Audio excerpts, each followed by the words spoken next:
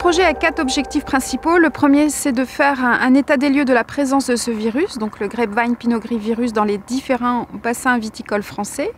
Le deuxième objectif, c'est de savoir si on trouve donc la maladie et de mieux préciser ses symptômes, parce qu'il y a encore beaucoup d'interrogations concernant ces symptômes. Ce projet est né de l'idée que quand nous avons réalisé un certain nombre de tests, nous nous sommes rendus compte que nous trouvions ce virus de façon assez fréquente. Par contre, les interrogations que nous avions, c'était certes nous trouvons ce virus, mais a priori nous n'avions pas spécialement de signalement sur les symptômes associés. Donc, il nous est paru nécessaire d'avoir une idée beaucoup plus précise à la fois de la présence de ce virus donc en France et aussi d'avoir une idée surtout beaucoup plus précise de la présence éventuelle des symptômes associés et de l'impact que ça pouvait avoir sur les variétés et donc sur la production française au niveau viticole.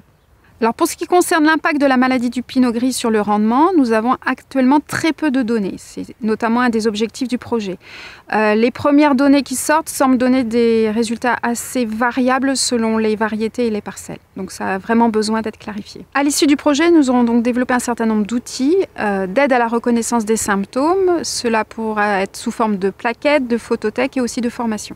Un deuxième attendu important de ce projet est vraiment de mieux connaître l'impact sur les rendements selon les variétés, ce qui permettra aux viticulteurs de savoir comment gérer cette maladie quand elle sera présente dans leur vignoble selon les variétés.